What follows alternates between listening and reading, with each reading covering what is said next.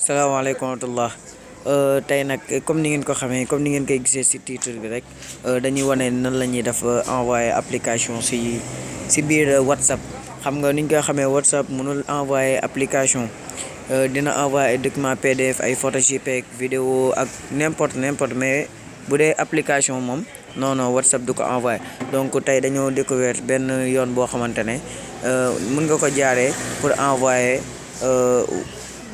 application ci biir WhatsApp soit ki nga koy envoyé mu ngi France mu ngi faneen ak fu mu mënta doon mën nga ko envoyé comme ni nga koy envoyé ci message ak ci photo. donc ñu seetaan yoon bi. donc yoon bu simple la il suffit nga am application bii nii nekk ci ni kanam mooy ES Explorateur. application bi jotoon naa ko expliquer ku bëgg explication bi mu ngi ci ginnaaw. donc ñu dem par exemple ñu dem. premièrement duñ ñëw rek njëkk a dugg ci biir WhatsApp. donc dañuy xool par exemple man jël naa benn application téléchargé naa ko. par exemple am naa fi ay application yu bëri. par exemple Snapchat mu ngi nii. Snapchat bi gis ngeen ko ni ngeen koy gisee nii application la APK. su ma ko jëloon installé ko da ngay gis mu laaj ma installation. donc comme ni ngeen koy gisee nii su ma ko jëlee installé ko damay laaj installation. donc du ma mën a jël Snapchat bi envoyé ko ci biir WhatsApp loolu yéen ñëpp xam ngeen ko. léegi yoon bi nga xam ne moom la ñuy jaaree pour envoyer ko donc moom lañ leen di bëgg a expliquer nii ngeen xool. donc premièrement application bii nii rek lañ gisagum moom mooy. donc premièrement application bii rek lañ gisagum moom mooy changer nom application. donc pour mu bañ a yàgg rek gis nga Snapchat bi nii boo ci cliquer am na benn bouton bu fi ma teg flèche bi nii. donc foofu ngay dem pour changer nom bi wala nga jël ñetti point yi nii ngay gis nii nga seet fuñ bind renommer donc nga changer nom bi. donc pour ñu bañ a sonn rek nañ def li ñu wax nii ñu changer nom bi. donc comme niñ ko gisee nii nom bi Snapchat 10-150.apk. donc ñun li ñu soxla mooy extension bi. donc extension bi mu ngi nekk .apk. donc dañuy supprimer .apk seulement ñu def ko par exemple .txt moom mooy version texte wala beneen extension bu bokkut ak application. donc ñu yem ci .txt bi rek ñu xool. donc suñ ko gis ngeen buñ ko gisee snap bi kon instant nii changé na logo bi. donc suñ defee nii dinañ mën a envoyer snap ci biir WhatsApp. donc ñu xool ma envoyer snap bi ci biir WhatsApp. donc xaaral ma dugg ci biir WhatsApp comme ni ngeen koy gisee ana WhatsApp bi aussi voilà. donc comme ni ngeen koy gisee rek voilà. donc am na application bu ma defoon nii bu ma envoyé bii nii ngeen di gis nii rek application la woon mais dama leen di wan yoon bi nga xam ne moom la. donc fu ñuy jël pour envoyer photo yi wala leneen dañuy xool document envoyer document comme ni ngeen koy gisee nii ñu cliquer ci document. donc ñu xool Snapchat. donc ñu xool Snapchat ci suñuy documents yi parcourir d'autres documents ñu xool ko ci suñuy documents yi quoi ci documents yi nga xam ne moom moo nekk ci biir fichier portable bi. voilà léegi donc ñu dem ci mémoire portable bi lii yëpp am na seen portable. donc document bi ñu créé noonu moom mu ngi nekk ci fichier bi download.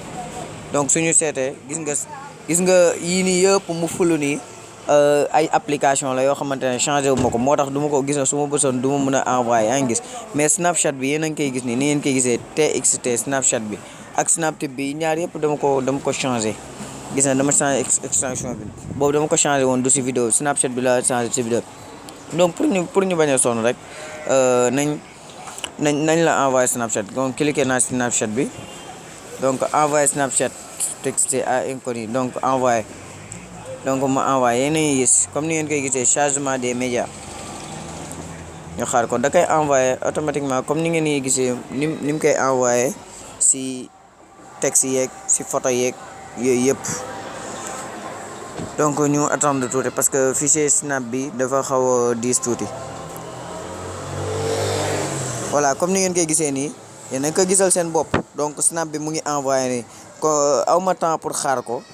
parce que snap bi dafa xaw a diis donc dama koy arrêté rek wan leen ne su yegsee ki nga xam ne moom moo war a recevoir application bi donc arrêté naa ko su yegsee si kooku moom tamit forcément dafa war a am application bi. Donc bu duggee si application bi xam nga dama ko envoyé woon ñu xool, donc dama ko envoyé woon léegi bu ma ko envoyé kon donc automatiquement si fichier snap bi la war a dugg, si fichier bi nga xam ne snap mu ngi koy stocké si sa biir portable. Donc non maa ngi juum, fichier whatsapp bi nga xam ne fichier whatsapp mu ngi koy stocké sa portable, fichier bi moo nekk nii. Donc comme niñ koy gisee nii léegi ñu dugg si média. mbokk yi bu leen bàyyi xel whatsapp bi ma yor nii boo ko taggee whatsapp bi nga xam ne moom mooy original bi, donc benn la rek. buñ duggee si fichier whatsapp bi dinañ gis lu nga xam moom la ñuy tuddee média. voilà léegi suñuy bësee fichier bi nga xam ne moom moo tudd média bi, suñu bësee fichier bi nga xam ne moo tudd média bi dañuy seet whatsapp document, donc whatsapp image, whatsapp audio, whatsapp document. Donc affaire bi ma envoyé document la, ñu dugg si whatsapp document. Voilà donc man dama jum instant yi nii man maa envoyé mais kenn envoyé ma. su fekkonte ne dañ ma envoyé affaire bi document bi day ñëw fii nii si whatsapp document. boo cliquer whatsapp document rek da ngay gis document bi fii. donc pour muy gën a leer rek xaaral ma génne beneen portable moo wal leen boo xamante ne envoyé woon nañ ko genre de fichier yooyu noonu.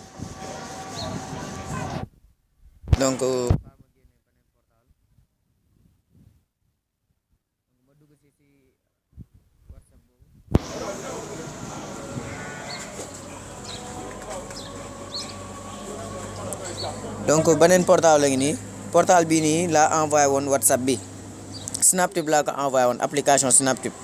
donc comme niñ koy gisee application snaptip, léegi damay seet fichier bi nga xam ne whatsapp mu ngi ko stocké sama portable.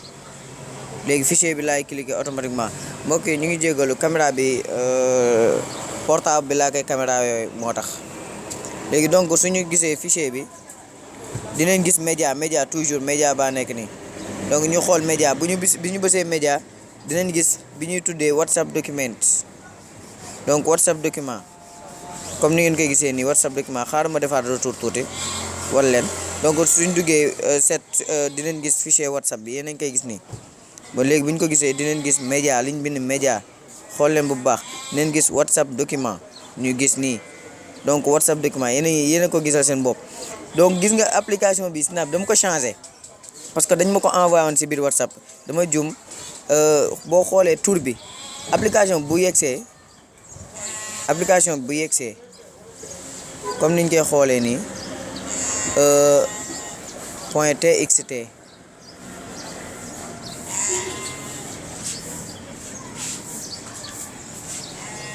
donc suñu xoolee application bi biñ ñu ko envoyé si biir whatsapp ba mu yegsi nii lay mel boo duggee si application yéen a ngi koy gis nii lay mel. comme ni ngeen koy gisee ni leen ko expliqué nii lay mel. léegi yow tam da ngay jëlaat nga def comme niñ defoon ci première cours bi rek, da ngay cliquer changer tour bi. donc tour bi extension bi txt la, yow da nga koy changer def ko apk bi mu nekkoon. apk mooy extension application, donc ñu def ko apk. donc ñu xool loolu yomb na, c'est facile. donc dañuy bind apk rek. voilà gis nga comme ni ngeen ko gisee nii bindaat neen apk. xool leen léegi ñu def ok automatiquement. gis nga boo defee ok automatiquement da ngay gis application bi ñëw na. kon jaaral leneen application benn yoon pour envoyer application si biir whatsapp. donc boo installé dara amul benn problème, boo installé léppay ñëw incha allah. comme ni ngeen koy gisee nii gis nga bu ma installé léppay ñëw. kon application bi ñu ngi ko envoyé si biir whatsapp direct sans ñu jaar faneen. donc ñu wal leen application bi ñu wal leen ko rek pour muy gën a leer. ñu dugg si biir whatsapp bi.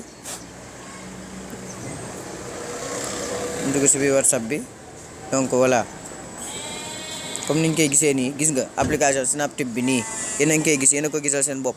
dañ ma ko envoyé si biir whatsapp bi. man bi ma duggaatee si application ES Explorateur rek damay changer tour bi rek, extension bi mooy apk, nga gis application bi ñëw. kon yoon bi mun nga si jaaree envoyé sa xarit, sa mbokk ak fu mu mënta nekk application boo gis mu yéem la rek, mun nga ko envoyé mu installé ko directement sans que muy dugg di ko seet ak lu mu mënta doon.